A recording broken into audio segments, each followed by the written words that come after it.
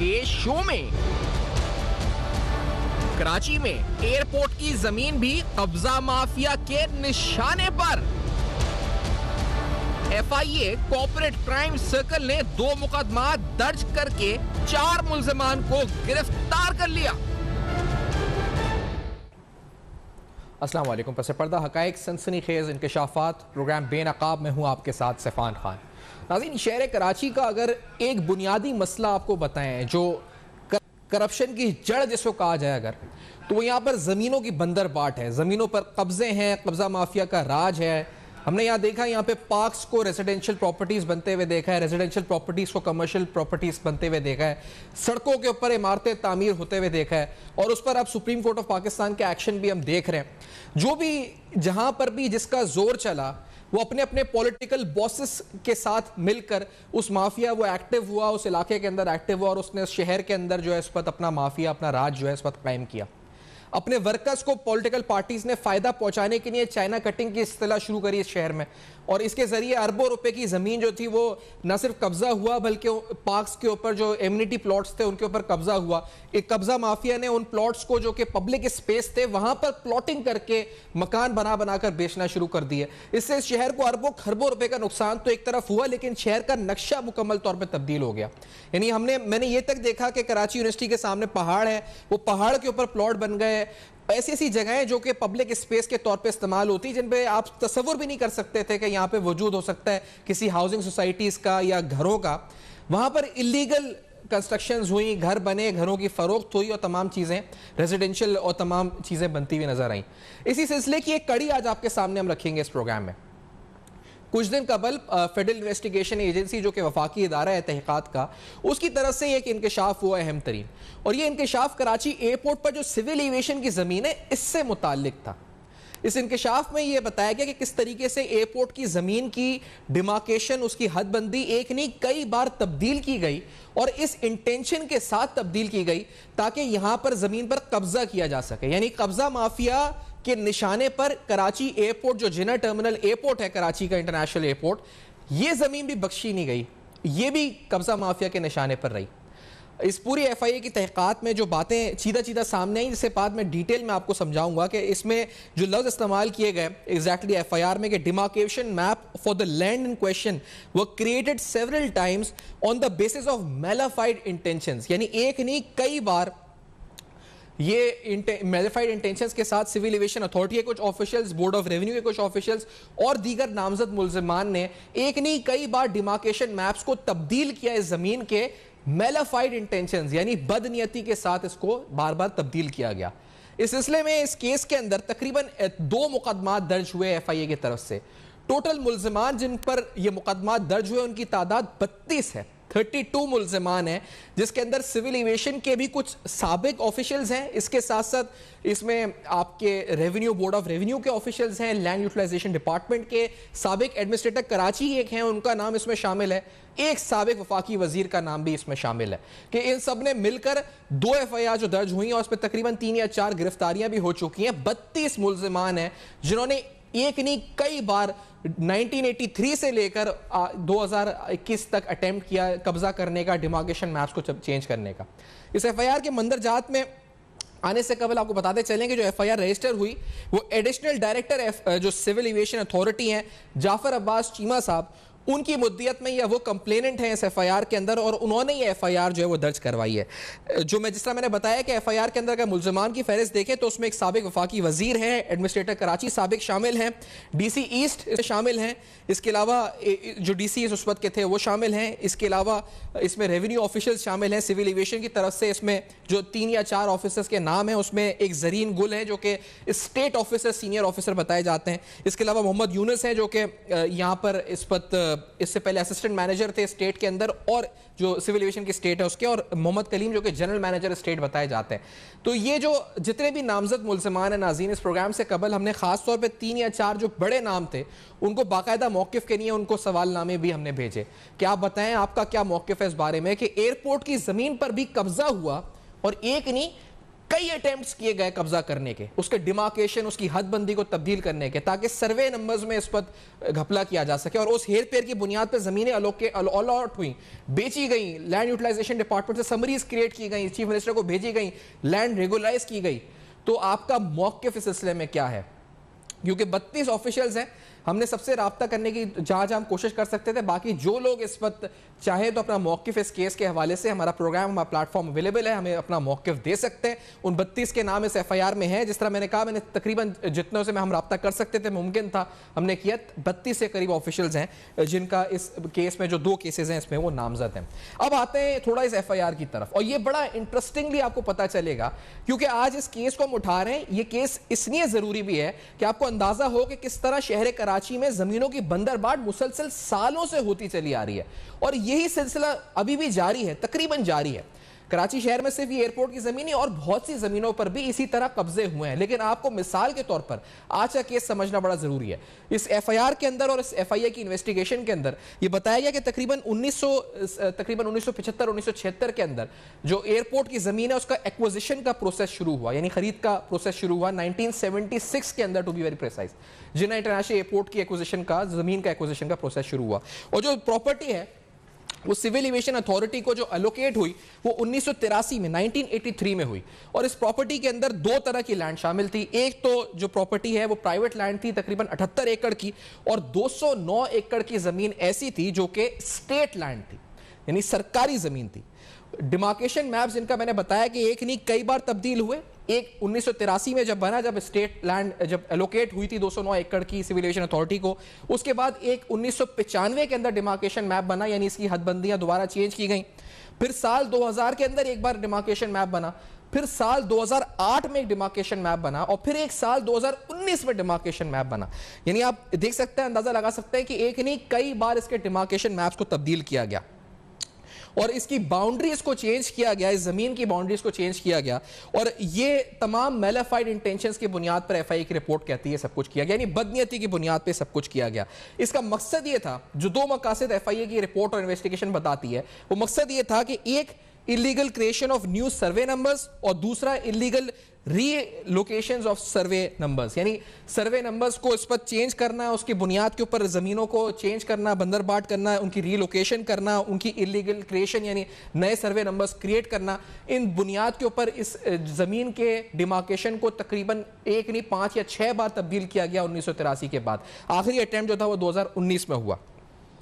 اس میں اور انٹرسٹنگ بات آگے چل کے اس ایف آئی آر کے اندر اور انویسٹیگیشن کے اندر پتہ چلتی ہے کہ جو بھی یہ پروسیس ہوتا ہے اس میں ایک سول ایویشن کا لیگل ڈپارٹمنٹ ہوتا ہے جو اس کو بیسکلی آتھرائز کرتا ہے, کمپیٹنٹ اتھارٹی ہوتی ہے, اس کے بعد یہ این او سیز ایشو ہوتی ہیں. لیکن اس ایف آئی آر کے اندر 3 آفیشلز کے نام بتائے گئے, ایک جس طرح میں نے کہا زرین گل درانی, اور اس کے بعد ایک جہانزیب خان اور ایک محمد علی, اور ان کے بارے میں بتایا گیا کہ یہ تمام جو لوگ تھے انہوں نے سائن کیا فیبریکیٹڈ ڈیمارکیشن میپس پر, یعنی جتنی بار بھی ڈیمارکیشن میپس بنے ان پر ان لوگوں نے دستخط کیے, نہ صرف دستخط کیے بلکہ اس کی این او سی بھی ایشو کی گئی without the consent and concurrence from the law officer and approval from the competent authority, یعنی جو مجاز اتھارٹی تھی اس کے اپروول کے بغیر, لا آفیسر سے پوچھے بغیر اس کی این او سیز ڈیمارکیشن میپس پہ دستخط کیے گئے. ان فیبریکیٹڈ اور بے بنیاد جو ڈیمارکیشن میپس ایک نہیں کئی بار بنے زمینوں پر قبضہ کرنے کے لیے, ان پر بار بار دستخط بھی ہوئے, اور دستخط جن افسران نے کیا ان کا نام بھی اس ایف آئی آر میں شامل ہے.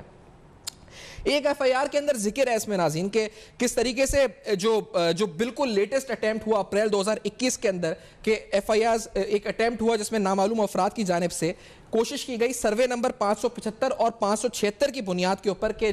یہ زمین ریلوکیٹ ہو چکی ہے اور اس پر قبضے کی کوشش کی گئی اپریل 2021 میں, جس کے بعد یہ ایف آئی اے نے ساری انویسٹیگیشن انیشیٹ کی جو لیٹسٹ تھا. اور اس میں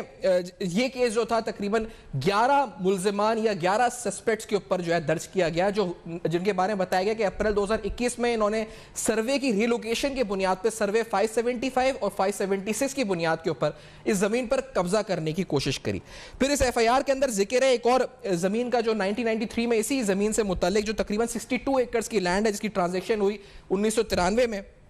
اور یہاں بڑا انٹرسٹنگ فیکٹ اس ایف آئی آر کے اندر اور ان ڈاکیومنٹس کے اندر آپ دیکھیں گے,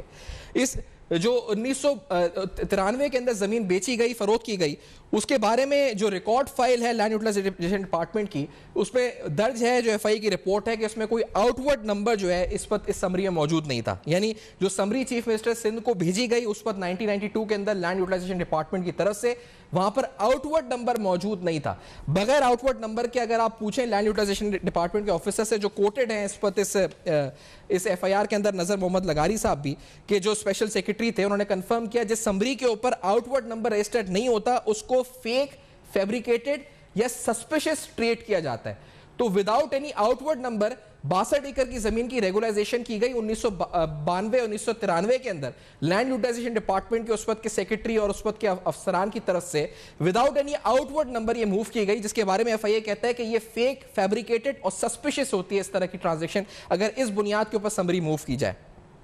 اسی طرح ایک اور ایف آئی آر جس میں اس کا ذکر ہے کہ کس طرح انلیگل آکوپیشن آف لینڈ، اور اس میں تقریباً 23 ملزمان نامزد ہیں اس ایف آئی آر میں، اس مقدمے کے اندر، کہ کس طرح کوشش کی گئی زمین پر قبضہ کرنے کی غیر قانونی طریقے سے. اور اس ایف آئی آر کے اندر جو ذکر ہے supreme court of Pakistan, honourable supreme court کے فیصلے کا 2012 میں، جس نے پابندی لگائی تھی اس زمین کے ٹرانزیکشن آف دس لینڈ، لیکن اس کے باوجود 4 ایکڑ کی زمین کی ریگولائزیشن ہوئی، اور یہ جو ریگولائزیشن ہوئی ریونیو ڈپارٹمنٹ آفیشلز اور سول ایویشن کی ملی بھگت سے ہوئی. اور اس میں بھی کہا گیا کہ ایک میلیفائڈ انٹینشن کے ساتھ ایک سروے نمبر بنایا گیا ایک آدمی کے نام جس کا نام ارسلان خالد تھا، اور اس بنیاد کے اوپر جو ہے یہ زمین 4 ایکڑ کی ریگولائز کر دی گئی. اس آدمی کا نام بھی اس ایف آئی آر میں درج ہے، اور جن کے خلاف جنہوں نے یہ سمریز بنائی ان کا بھی نام اس ایف آئی آر میں درج کیا گیا. اس میں ادھر آگے چل کے ایف آئی آر میں اور بھی ذکر کیا گیا کہ کس طرح، جو بڑا انٹرسٹنگ فیکٹ ہے ناظرین، جس سے آپ کو اندازہ ہوگا کہ شہر کراچی میں زمینوں کی بندرباٹ ہوئی کس طرح سے. سمریز کریٹ کی گئیں، جعلی سروے نمبرز بنائے گئے، ڈیمارکیشن میپس چینج ہوئے این او سی کے بغیر، لا آفیسر کے اپروول کے بغیر. اچھا، سمری کے اندر آؤٹ ورڈ نمبر موجود نہیں ہے. اور پھر اس کے بعد ایک اور اس ایف آئی آر کے اندر ذکر ہے ایک زمین کا جو نبی بخش کے نام کے اوپر ایلوکیٹ ہوئی 1992 کے اندر. اور اس زمین میں جو اپلیکیشن اس نے چیف منسٹر کو بھیجی، اس میں نہ اس کا این آئی سی نمبر درج تھا، نہ اس کی آئیڈینٹیفیکیشن پارٹیکولرز پورے تھے. اس اپلیکیشن میں پورے آئیڈینٹیفیکیشن پارٹیکولرز بھی نہیں تھے، لیکن یہ سمری آگے موو ہوئی. پھر اس کے بعد جب اس سمری کا اپروول ہوا اور ایف آئی اے کہتے ہیں کہ تحقیقات ہوئی، تو پتہ چلا کہ ایک سمری جو ہے اس کی فوٹو کاپی اس میں لگا کے دی گئی تھی، اوریجنل سمری بھی موجود نہیں تھی. اور دوسری جو سمری تھی، اس سمری کو بتایا گیا کہ اس سمری کا بھی ریکارڈ ایف آئی اے کو نہیں مل سکا. کیوں نہیں مل سکا؟ کیونکہ 1990 سے لے کر سال 2007 کے تمام جو ریکارڈز ہیں وہ فائر انسیڈنٹ کے اندر جو بورڈ آف ریونیو کے دفتر میں ہوا تھا وہ سارے جل کر راکھ ہو گئے، تو وہ ریکارڈ ہی اویلیبل نہیں ہے. اور پھر ایف آئی اے نے کہا جی کہ ہم نے مزید تحقیقات کے لیے جب چیف منسٹر آفس سے پوچھا کہ یہ 1992 کے اندر نبی بخش کو جو زمین ایلوکیٹ ہوئی تھی، اس کی سمری کہیں آپ کے پاس یعنی چیف منسٹر آفس کے پاس موجود ہے کہ دستخط اس پر ہوئے ہیں سی ایم کے، تو اس وقت 1992 کے سی ایم کے، تو وہ اس وقت سی ایم آفس کے اندر بھی ایف آئی اے جو کوٹ کرتا ہے ایگزیکٹ لو کے Meanwhile, efforts were made to verify the same from records in the summary section of the Office of Sindh Chief Minister, and its in charge confirmed that the record of the summary in question is not available in the summary sections of the Chief Minister Secretariat. یعنی Chief Minister Secretariat میں بھی یہ summary موجود نہیں ہے، نہ land utilization کے report میں، کیونکہ بورڈ آف ریونیو کے ریکارڈ میں یہ تمام سمری 1990 سے لے کر 2007 کی جل کر راکھ ہو گئی. تو نہ سمری موجود ہے، اور سمری ایک ہے تو فوٹو کاپی ہے، اگر کہیں پر ہے تو وہ دستخط این او سی ایشو ہو گئی ہے without the competent authority approval. اس بنیاد کے اوپر ڈیمارکیشن میپس چینج ہوئے، زمین کی اس پر حد بندیاں چینج ہوئیں، بار بار زمین ایلوکیٹ ہوئی. اس میں پرائیویٹ پارٹیز بھی انوالوڈ ہیں جو مافیا جو فائدہ اٹھاتی رہی، اور ساتھ ساتھ جو ریونیو آفیشلز ہیں، اس کے ساتھ ساتھ جو سول ایویشن کے اپنے افسران تھے جن کی بنیاد پر، جن کے ملی بھگت کے ساتھ یہ سب کچھ ہوتا رہا. اہم ترین حقائق ناظرین آپ کے سامنے ہم رکھ رہے ہیں، بے نقاب کر رہے ہیں کراچی میں زمینوں کی بندرباٹ کی اس سنسنی خیز داستان سے متعلق اور کچھ حقائق آپ کے سامنے رکھیں گے، اور ساتھ ساتھ یہ جانیں گے کہ آخرکار اس شہر کے اندر جو یہ مافیا قابض ہے یہ کس طریقے سے کام کرتا ہے. کیا یہ جو مثال آپ کے سامنے پوری ڈاکیومنٹس کے ساتھ پیش کی ہے، یہ اور مثالیں بھی اس شہر میں موجود ہیں، اور کس طریقے سے یہ کام ہوتا ہے، کس طرح یہ آپریٹ کرتے ہیں، یہ ساری تفصیلات ناظرین آج آپ کے سامنے رکھیں گے. اس بریک کے بعد ہمارے ساتھ رہیے.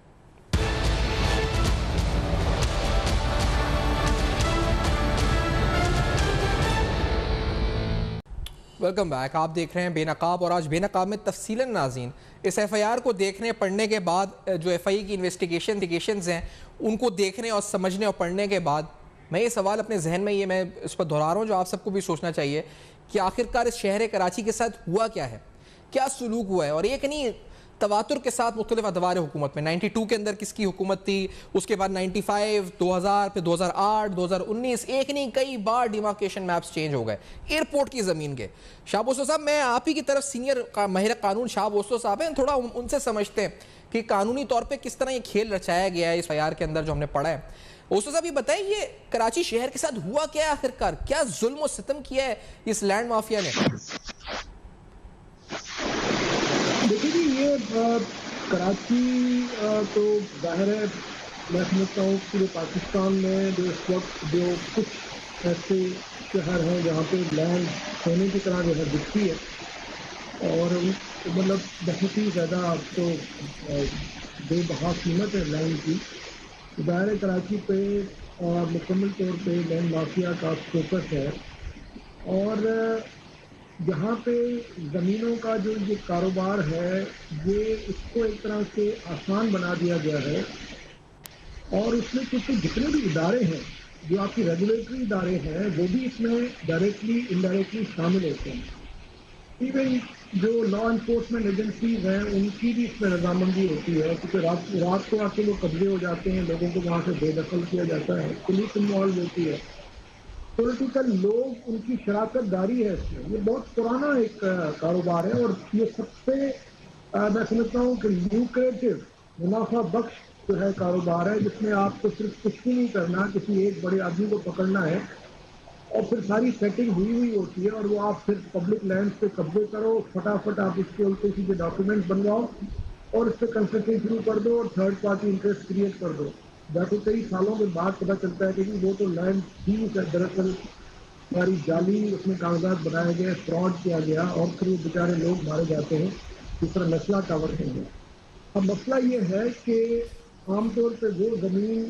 جس کا سروے نہیں ہوا ہوتا جب اس کو ناکلاس لینڈ بولتے ہیں,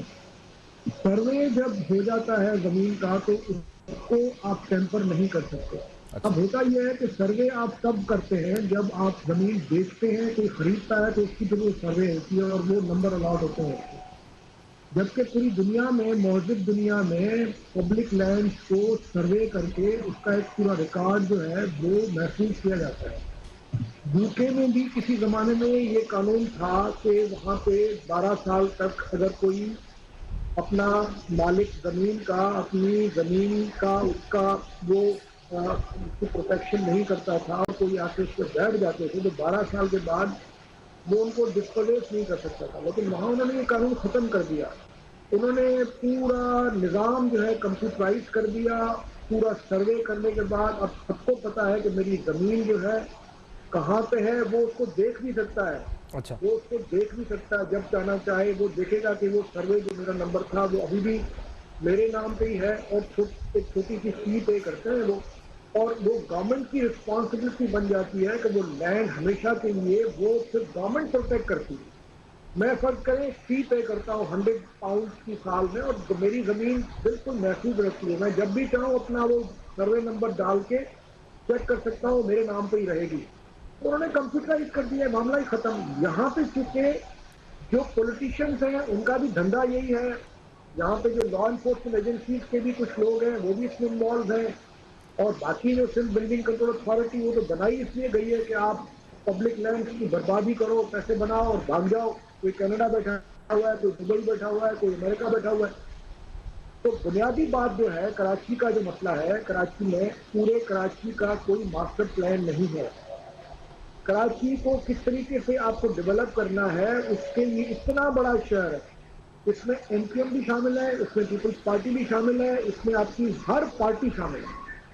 اور ہر پارٹی نے یہی کام کیا ہے اور سب سے بڑا سورس آف انکم یہی تھا. تو کسی نے اس بات پہ توجہ نہیں دی کہ کراچی کو ایک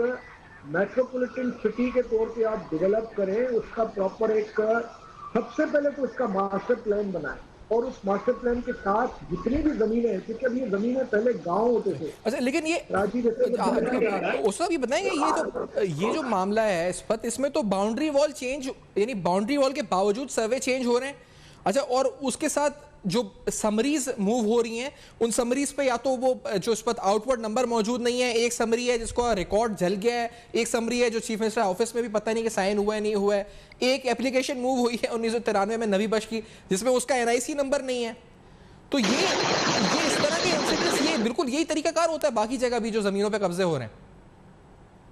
دیکھیں یہ سول ایویشن والا جو کیس ہے جی اگر آپ یہ دیکھیں یہ میں سمجھتا ہوں ایک آپ کے لیے ایک ماڈل کیس ہے جس کی اگر آپ اسٹڈی کریں جی کہ کس طریقے سے یہ 1990s سے یہ معاملہ چلتا آ رہا ہے. یعنی 1990s میں یہ سول ایویشن کو لینڈ دی گئی تھی تھرو کرافٹ چینل تو بھی یہاں پہ ایکسٹرا ٹرمینل بنے گا, دوسرا ٹرمینل بنے گا اور وہاں پہ مطلب یہ ایکسٹینشن ہوگی ایئرپورٹ کی. پھر اس کے بعد اس کی ڈیمارکیشن ہوئی, ڈپٹی کمشنر نے سرٹیفکیشن کی, وہ بختیار کار اور پٹواری ان سب نے جو ہے وہ آپ کے جو ان کے سروے نمبر تھے وہ مکمل طور پہ سارے سروے نمبر کے ساتھ وہ میوٹیشن ہوئی, سب کچھ ہوا اور اس کے بعد دیواریں بنائی گئی. پھر اچانک پتا چلا کہ نہیں جی یہ اس میں سے کچھ ایکڑ زمین جو ہے وہ پرائیویٹ لینڈ تھی, وہ نہیں ملنے چاہیے تھی اور یہ سول ایویشن کو جو لینڈ ملی ہے یہ غلط ملی ہے. اس کے بعد پھر جو ہے ڈپٹی کمشنر صاحب نے اس کی سروے کروائی. پھر آپ دیکھیں یہ 3-4 دفعہ یہ سلسلہ چلا ہے جی اور آج بھی وہ زمین کا مسئلہ آج بھی چل رہا ہے. اور آپ دیکھیں جو FIA نے یہ جو سپریم کورٹ نے شاید اس پہ کوئی ڈائریکشن دی تھی اس کے بعد بھی یہ سلسلہ شروع ہوا ہے. اب آپ بتائیں اتنا پاکستان کے چند بڑے اداروں میں سے ایک ادارہ ہے سول ایویشن کا, یعنی موسٹ پروٹیکٹڈ اسٹریٹجک لینڈ ہوتی ہے سول ایویشن کی کیونکہ وہاں ایئرپورٹ بننے ہوتے ہیں. اس کا آپ سوچیں کہ اس میں بھی گھپلا ہے, اس میں بھی کس طریقے سے مینیج کیا گیا ہے اور اس کو بھی کنٹروورشل بنایا گیا ہے. تو آپ اندازہ کریں کہ کتنا انٹرینچڈ ہے یہاں پہ لینڈ مافیا, کیونکہ یہاں پہ بنیادی طور پہ جو آپ کو جس طریقے سے شہروں کو ڈیولپ کرنے کا جو نظام ہوتا ہے جس میں آپ سب سے پہلے, میں بار بار کہہ رہا ہوں, سب سے پہلے تو آپ ڈاکومنٹیشن کریں, سروے کریں, ڈیمارکیشنز کریں. جو پرائیویٹ لینڈ ہے وہ پرائیویٹ لینڈ ہولڈر کو پتہ ہونا چاہیے. اس کے بعد آپ کمپیوٹرائز کر دیں اس کو اور اس کو اس کی ویب سائٹ پہ ڈال دیں کہ جی یہ زمین جو ہے یہ جو ہے سیفان خان صاحب کی ہے, یہ فلاں صاحب کی ہے, یہ فلاں صاحب کی ہے. سب کو نظر آنا چاہیے کہ میری زمین ہے یہ میرے نام پہ ہی ہے. جہاں پہ حالت ہوتی ہے کہ راتوں رات نام چینج ہو جاتے ہیں کیونکہ انہوں نے یہ سسٹم ڈیلیبریٹلی رکھا ہی اس لیے. میں آپ سے ایک سوال بڑا پوچھوں گا, آپ کیونکہ وکیل بھی ہیں, آپ مجھے یہ پوچھوں گا میں بریک کے بعد آپ سے آ کے, اور بھی یہ ہم پوچھیں گے ناظرین ضرور سوال. آفیشلز کے نام آئے ہیں سول ایویشن, کیونکہ ایسا بھی ہوتا ہے یہ 1992 کا زمانہ ناظرین وہی ہے جس زمانے میں کراچی میں بوری بند لاشیں ملتی تھیں. تو ہم کیسے کہہ سکتے ہیں کہ جس آفیسر نے سائن کر دیے یا جس نے آگے کیا جب سے معاملات شروع ہوئے تو کتنا پولیٹیکل پریشر ہوگا اگر ایک افسر ہے اس کو بولا جائے سائن کرو, نہیں سائن کرو گے رات کو تمہاری بوری میں گھر لاش جائے گی. یہ وہ زمانہ بھی ہے. اس میں دوسری بات یہ ذہن میں رکھیں کہ جو آفیشلز ہوتے ہیں چھوٹے لیول کے ہیں ان کو تو ان کا سینئر بول دیتا ہے آپ دستخط کریں, تو پکڑے کیا وہی جاتے ہیں جو چھوٹے ہوتے ہیں جو بیچارے اس لیے دستخط کر دیتے ہیں کہ ان کی سینئر اتھارٹی بول دیتی ہے کہ آپ کو دستخط کرنا ہے. یہ بڑے اہم سوالات ہیں, اس بریک کے بعد جانیں گے, میں ساتھ رہیے گا.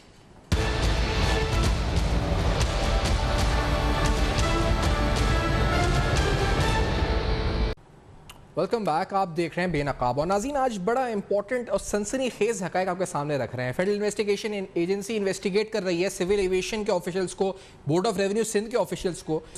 اس میں ایک سابق وفاقی وزیر کا نام ہے, اس FIR کے اندر ایڈمنسٹریٹر کراچی سابق جو ہے ان کا نام ہے. کہ آخرکار ان لوگوں نے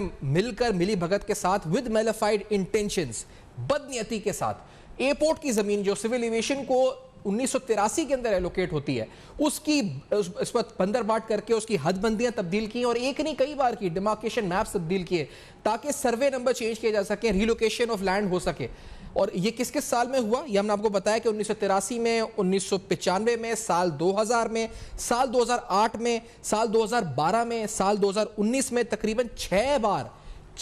بار ڈیمارکیشن میپس تبدیل ہوئے ہیں. اور اس میں آپ کو انٹرسٹنگلی لگے گا کہ جتنی بھی بار یہ لینڈ ریگولائز ہوئی, جو بھی اس میں تفصیلات سامنے آئیں کہ کوئی سمری ہے تو سمری میں آؤٹ ورڈ نمبر موجود نہیں ہے, کوئی سمری ہے تو اس کی فوٹو کاپی लैंड यूटिलाइजेशन की तरफ से चीफ मिनिस्टर को भेजी गई है, फोटो कॉपी लगी हुई है, फोटो कॉपी पे कहीं पे लैंड की एप्लीकेशन उस वक्त के चीफ मिनिस्टर को भेजी गई है, तो उसमें ना एनआईसी नंबर है जो एप्लीकेशन दे रहा है, ना उसका नाम और उसके पर्टिकुलर्स पूरे हैं, लेकिन उस पर समरी अप्रूव हो रही है। और जो समरी अप्रूव हुई है उसका ना रिकॉर्ड है चीफ मिनिस्टर ऑफिस में, ना उस समरी का रिकॉर्ड एग्जिस्ट करता है बोर्ड ऑफ रेवेन्यू के ऑफिस में, क्योंकि सारा रिकॉर्ड जल चुका है। 1990 से लेकर साल 2007 का रिकॉर्ड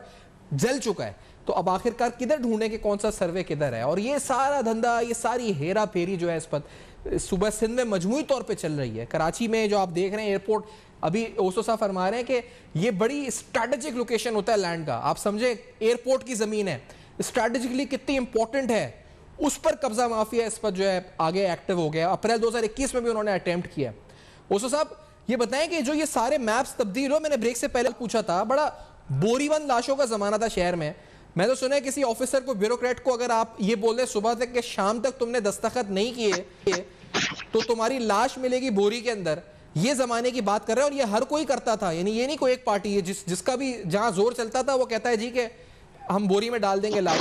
तो वो एक इस तरह के ऑफिसर भी तो थे जो पैसे के लिए नहीं बल्कि जान बचाने के लिए दस्तखत करते थे। और फिर दूसरा, इसमें जो ऑफिशियल्स के नाम जो हम देखते हैं ऐसे केसों में लोग जो पकड़े जाते हैं वो ज्यादातर उस वही नहीं होते जो छोटे लेवल के ऑफिसर्स होते हैं, जिनको तो उनके हायर ऑफिसर्स कहते थे आपको दस्तखत करने, अगर नौकरी पे रहना है उनको दस्तखत करने हैं, उनकी मजबूरी है, और वही लोग पकड़े जाते हैं। उस साहब आप तो खुद वकील हैं, आपने देखा ये मामला? भैया बिल्कुल सही कह रहे हैं, इसमें कोई शक नहीं है कि ये जो नेटवर्क है ये बहुत इंटेंस नेटवर्क है। और जैसे मैंने पहले गुजारिश की कि ये आज का नहीं है, ये कई सालों से चल रहा है, कई बल्कि दहाइयों से चल रहा है। लेकिन आप देखें, एक चीज़ बड़ी इंटरेस्टिंग है कि आप बेतहाशा आपको इस तरह के स्कैंडल डेली मिलते हैं,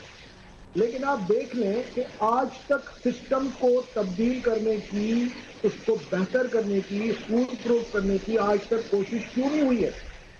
उसकी वजह एक ही है कि जितने भी इदारे हैं, मैंने पहले भी गुजारिश की, वो सब इसी जो है गंगा से जो है पानी ले रहे हैं, इसी गंगा में नहा रहे हैं, उन सबका इंटरेस्ट है। अब आप बताएं, जो इदारे बनाए गए थे किसी खास मकसद के, वो अब बिल्डिंग का काम शुरू कर दिया है उन लोगों ने,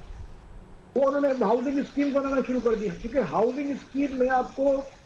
लाख करोड़ नहीं अरबों रुपए का जो है वो ओवरनाइट आपको जो है मुनाफा मिल जाता है, और जमीन सरकारी होती है, पौने पौने वो आपको मिल जाती है, क्योंकि पीछे जो बैठे होते हैं वो, ये सिर्फ बोरीबंद लाशों की जो आप बात कर रहे हैं वो एक मिडिल रैंकिंग ऑफिसर के ऊपर अप्लाई नहीं होती, ये तो बड़े बड़े पॉलिटिशियन जो बैठे हुए हैं उनके ऊपर भी अप्लाई होती है। उनके ऊपर भी ऐसे लोग बैठे हुए हैं जो कहते हैं कि अभी ये 14,000 एकड़ जमीन दे दो हमको, वरना कल तुम्हारी गवर्नमेंट चली जाएगी। या ये कोई board, senior board of revenue का कोई बंदा बैठा होगा, उसको बोलेंगे कि फौरन इसको जो है ट्रांसफर करो, वरना कल तुमको हम नैब में भेज देंगे। अब ये, और उसका आसान तरीका क्या है, क्योंकि जो जमीन पड़ी हुई है वो अनसर्वेड लैंड है,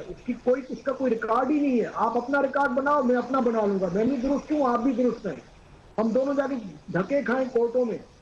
आपने भी पेमेंट की है, मैंने भी पेमेंट की है, आपके पास भी जो है लीज है, मेरे पास भी लीज है। अब ये, और ये क्यों, मैं बार बार से जो कह रहा हूँ, ये क्यों सिस्टम को इस तरह चलाया जा रहा है, क्योंकि इसी तरीके से ये कमा रहे हैं। अब ये जो नेस्ला टावर वाला जो मामला हुआ है, उसमें जो पब्लिक सेंटीमेंट जो पैदा हुआ है, जाहिर है हम सबकी हमदर्दियां हम बेचारे गरीब लोगों के साथ है, मिडिल क्लास के लोगों, जिनकी सारी जिंदगी की जो भी कमाई थी वो सारी खत्म हो गई, तबाह हो गई, वो बेचारे तो मारे गए, हमारी हमदर्दियां उनके साथ है। लेकिन फंडामेंटली सुप्रीम कोर्ट ने ऑर्डर तो गलत नहीं किया, ऑर्डर तो बिल्कुल दुरुस्त है। सुप्रीम कोर्ट क्या करेगी? सुप्रीम कोर्ट के पास जब आप लेके जाओगे कोर्ट केस, सुप्रीम कोर्ट ये तो नहीं देखेगी कि जी इस इमारत को हम इसलिए छोड़ देते हैं क्योंकि बाकी इमारतें लीगल बनी हुई है, वो तो देखेंगे कि क्या ये लीगल बनी हुई थी या नहीं बनी हुई थी। अब वो ह्यूमन फैक्टर जो है उसको किस तरीके से इस्तेमाल करके, मैं रिसेंटली एक सिंध गवर्नमेंट के मिनिस्टर साहब की जो है स्टेटमेंट पढ़ रहा था, उन्होंने कहा कि जी हमको इजाजत दी जाए कि हम सारी जितनी भी इरेगुलर और इलीगल इमारत हैं सबको रेगुलर कर दें। यानी अब एक नेस्ला टावर के सेंटिमेंट को किस तरह वो प्रोटेक्ट कर रहे हैं लैंड माफिया को बचाने के लिए, बजाय ये कि वो ये कहे कि जी जिन लोगों ने भी इरेगुलरिटी की है, चाहे वो पॉलिटिशियन हो, चाहे वो जो है आपके रेगुलेटरी इदारे हो, चाहे फिल्म बिल्डिंग कंट्रोल के अफसर हो किसी भी लेवल पे, या सीनियर बोर्ड ऑफ रेवेन्यू के हो, या उनके इदारे के हो, या डिप्टी कमिश्नर हो, हम सबके केसेस खोलेंगे, जिसमें जहां जहां पे जो गैर कानूनी काम किया उसको सजा मिलेगी तो हम खुश होंगे। वो नहीं करने जा रहे। आपने अभी जिक्र किया था, आप इस्तेमाल कर रहे हैं वो नेस्ला टावर के सेंटीमेंट को इस्तेमाल करके अब वो इम्यूनिटी अनाउंस कर रहे हैं। एग्जैक्टली, जो कि बिल्कुल गलत है। अच्छा, उस सब एक चीज आप अभी नैब का, क्योंकि मेरे सामने इस वक्त बहुत से नोटिस रखे हुए हैं नैब के, वो फला जी इस वक्त क्योंकि ये इस वक्त जो कॉल अप नोटिस होते हैं या इन्फॉर्मेशन लेटर्स होते हैं, फला इस वक्त टावर्स के मामलात के लिए उन्होंने तफसीलात मांगी हुई हैं, फला हाउसिंग सोसाइटी, फला ये तमाम नोटिस हैं जो मेरे पास मौजूद हैं। नैब ने इस सिलसिले में क्योंकि एक्टिव तो हुई और बड़े उन्होंने दावे भी किए कि हमने बड़ी ज़मीन वार गुजार करा ली, जिनकी रेवेन्यू एंट्रीज गलत थी, हमने उनको वापस करके स्टेट को वापस कर दिया। आपने देखा नैब इफेक्टिव रही है या नैब भी फेल हुई है इस मामले में? देखिए, ये मसला बेसिकली तूफान साहब प्रोसिक्यूशन से हल नहीं होगा। ये मसला मैंने पहले ही आपसे कहा, इसमें इंफ्रास्ट्रक्चरल रिफॉर्म्स करने आपको। इसको जो फूल प्रूफ, पहले तो आप जो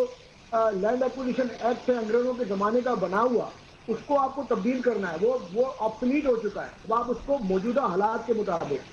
इस वक्त प्राइवेट प्रॉपर्टी जो है आपकी, वो आपका कॉन्स्टिट्यूशनल राइट है। एक अब ये नेस्ला टावर वाली जो एक फैमिली थी, उनका जो फंडामेंटल राइट है कॉन्स्टिट्यूशन में प्रोटेक्ट किया गया है, उसका right to own private property, वो कहाँ गया? अब उन बेचारों का तो कोई कसूर नहीं है। किसी ने ये कोर्ट में नहीं कहा था कि इनमें से इन फैमिलीज ने पैसे पे करके ये प्रॉपर्टी नहीं खरीदी थी। उन्होंने तो अपना वो ट्रांजेक्शन की, लीगल ट्रांजेक्शन की, प्रॉपर्टी ली, पोजीशन ली और आराम से जाके लोग अपनी जिंदगी गुजार रहे थे। लेकिन आप देखें इतना बड़ा वाकया हुआ है,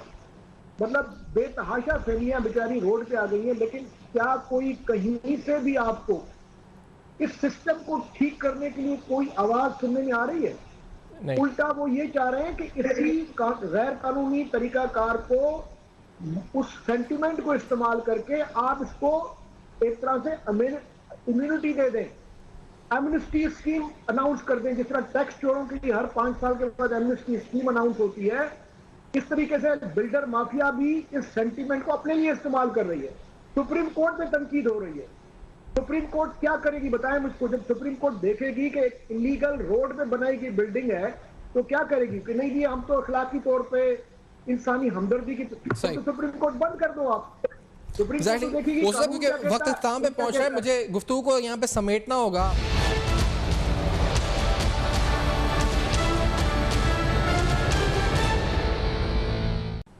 वेलकम बैक, आप देख रहे हैं बेनकाब, और आज बेनकाब में नाज़रीन तफसीलन आपके सामने एक बड़ा इंपॉर्टेंट स्कैम, किस तरह शहर कराची की ज़मीनों के ऊपर कब्जा माफिया का राज है, किस तरीके से ऑफिशियल लैंड रिकॉर्ड्स को तब्दील करके, बाउंड्रीज डिमार्केशंस को तब्दील करके ज़मीनों पर कब्जे किए जाते हैं, और एयरपोर्ट की ज़मीन तक को नहीं छोड़ा गया। और एयरपोर्ट की ज़मीन पर एक नहीं 6 अटेम्प्ट्स किए गए डिमार्केशन उसकी चेंज करने के लिए। इस सिलसिले में एफआई की कार्रवाई बढ़ रही है, 3 या 4 के करीब अरेस्ट हो चुके हैं। इस केस में